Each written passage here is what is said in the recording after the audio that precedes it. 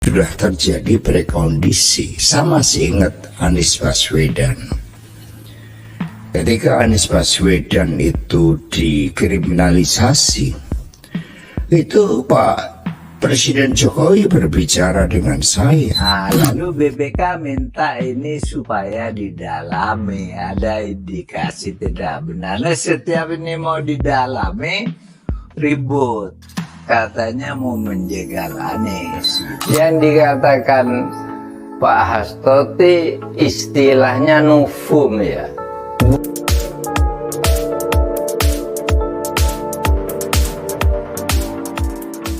Mas Hasto Kristianto, Sekjen PDI Perjuangan, itu beberapa hari lalu itu menyampaikan pernyataan di salah satu podcast, di podcastnya Akbar Faisal Unsensor. Ya.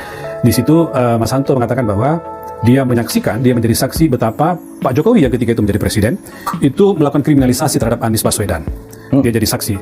Lalu kemudian ada video yang beredar yang menyampaikan potongan wawancara Pak Mahfud dulu, seingat saya itu, dengan Mas Butet dan Mas Putut di kediaman Butet Kartarajasa di Jogja, yang Pak Mahfud dalam video itu kira-kira mengatakan bahwa waktu itu memang Anies kuat dugaan dia melakukan tuduhan korupsi dalam kasus e-formula.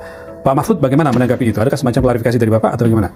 Oke, saya ingin katakan lebih dulu, yang dikatakan Mas Hasto itu benar, karena itu kesaksian Mas Hasto.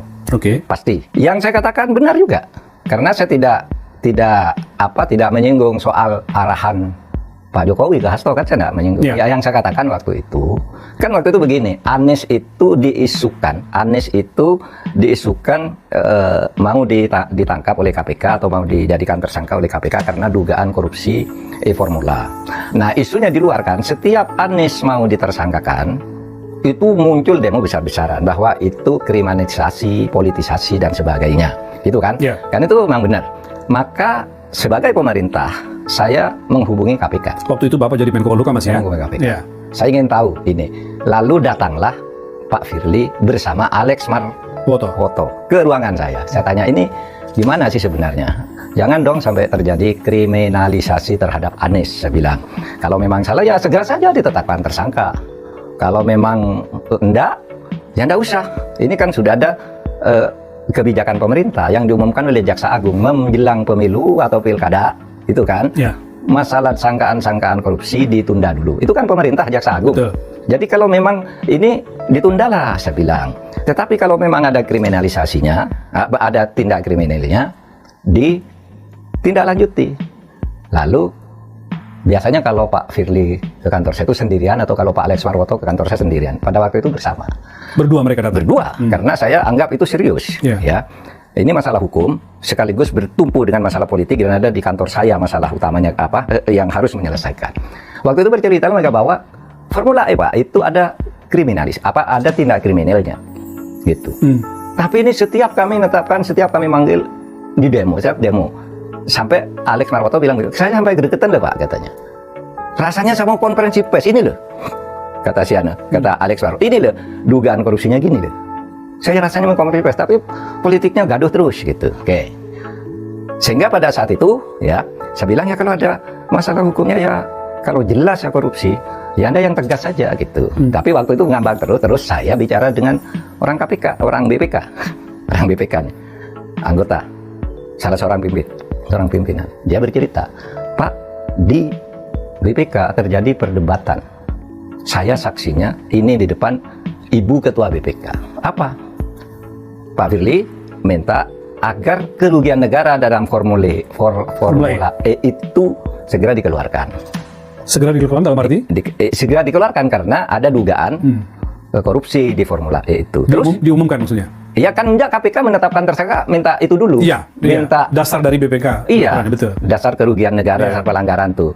Pak Firly minta itu dikeluarkan sebelum Anies tersangka, agar begitu Anies tersangka itu sudah jelas. Tapi waktu itu saya tanya, menurut Anda, nih ke pimpinan BPK, menurut Anda, memang ada korupsinya enggak sih? Pak, dugaan ada. Dia ceritalah ada transfer uang ke London sekian, terus kickbacknya lewat ini sekian dan macam-macam lah gitu.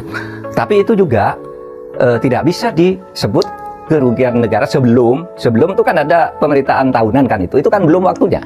Itu nanti kalau diminta sekarang tuh harus ada alasan resmi gitu untuk dihitung sekarang sebagai pemeriksaan khusus atau apa gitu. Nah, sehingga pada saat itu saya bilang kalau begitu enggak ada dong kriminalisasi terhadap Anies. Kan clear saya kan? Ya. Nggak ada kriminalisasi memang menurut pimpinan Menurut penjelasan pimpinan BPK dan Ya. KPK Dan tadi. KPK tadi. KPK memang ada itu Dugaan korupsinya. dugaan korupsinya. Tapi kesimpulannya udahlah nggak usah ribut. Nah, yang dijelaskan oleh Pak Hasto benar juga, iya kan? Bahwa Presiden itu mengarahkan, iya kan? Ya. Agar KPK mentersangkakan Anies. Tetapi begitu ditersangkakan, nama Anies semakin terkenal, kan gitu kan? Makin ngetop dia. Makin ngetop sehingga Pak Jokowi yang sejak awal katanya tidak suka Anies calon, lalu bikin tangan lain agar yang Firly itu tidak diteruskan. Tapi Firly tidak diberitahu. Gitu. Jadi ini jalan menghambat, ini jalan terus. Pak Jokowi mengubah skenario tanpa memberitahu orang yang sudah diperintah, kira-kira Ya. gitu ya. Nah, jadi tidak ada penjelasan saya dan Hasto yang bertentangan. Saya mendapat penjelasan, ternyata saya juga nggak tahu ada tangan lain. Saya sendiri kan mengumumkan, tidak ada kriminalisasi. Saya sudah ketemu BPK, saya ketemu KPK, begitu, gitu kan? Saya meyakini waktu itu, tapi saya setuju agar ini ditunda sampai pemilu, agar tidak dituduh pemerintah ini ingin menjegal Anies. Ya, sebagai Menko Polhukam bertanggung Iya, jawab waktu terhadap itu. pemilu waktu itu ya. Dan ini sejalan dengan apa yang pernah terjadi dan muncul di koran, kan? Denny Indrayana kan datang ke rumah saya. Denny itu seperti adik lah dengan saya. Denny, Saldi, Refli apa dulu kan? Ya. Irman Putra Sidin. Para juniornya Pak Banyak lah, Mahfud, sahabat-sahabat Pak Mahfud iya, ya. Bivitri itu teman saya sejak saya di MK lah. Uceng, saya Levin Hussein. Nah, kapanpun Anda ke tempat saya, Pasti silakan, diterima. malam pun datang. Si Denny mau ketemu. Nah, ini masalahnya masalah Anies lagi. Prof Mahfud, katanya, Anies ini mau dikriminalisasi kayaknya. Enggak lah, saya bilang. Enggak lah, siapa yang mau berkriminalisasi? Enggak, ini mau ditetapkan menjadi tersangka gitu. Enggak, saya bilang. Gini aja, Anies jadi calon presiden atau tidak itu tergantung pada partainya. Partai koalisi kan waktu itu Nasdem, PKS dan Demokrat, PKB, ya kan? Empat kan? Saya yang bertanggung jawab di pemerintah, Anies tidak akan menjadi tersangka dalam kasus ini. Gitu. Saya akan bicara ke publik. Karena ini mau pemilu sesuai dengan kebijakan Kejaksaan Agung. Tapi Anda, saya bilang, Anda datang dong ke partai politik agar Anies itu mendapat tiket. Karena waktu itu kan Anies dengan 4 partai itu harus solid nih. Kalau satu mundur aja nggak bisa. Nah, yang saya dengar, Partai Demokrat itu mau mundur dari pencalonan Anies kalau Anies tidak mengajak AHY sebagai wakil. Saya bilang gitu sama si Daniel. Oleh sebab itu mari kita bertanggung jawab. Anda jaga Partai Demokrat agar tetap mendukung Anies bersama yang lain. Saya akan jaga agar proses hukum Anies ini ikut kebijakan pemerintah. Nanti aja lah sesudah pemilu agar tidak dikira politisasi dan sebagainya. Nah, dan itu betul. Lalu Denny, ini nanti Anda boleh tanya ke Denny, dan saya izinkan Denny sekarang membuka pembicaraan berdua saya itu. Dia tanya begini ke saya, Pak Mahfud mendukung Anies kan? Enggak, saya bilang. Enggak, saya enggak mendukung Anies. Tapi saya jamin Anies tidak akan dikriminalisasi sampai pemilu. Saya bilang gitu. Ya. Saya jamin ini. Tanya ke Denny. Tugas Anda menjaga Anies di sana. Saya enggak dukung Anies. Pak Mahfud dukung siapa? Saya sebutlah dukungan saya kepada satu dari inilah dukungan saya gitu. Tapi jangan dibuka. Nah, sekarang kalau mau buka aja. Kan sudah selesai, ya kan?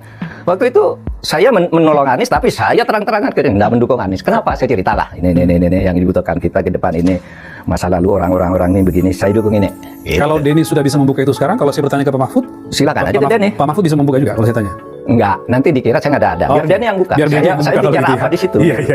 Dulu memang kami saling menjaga demi etika, jangan dibuka dulu lah. Sekarang kan udah selesai semua. Silakan aja.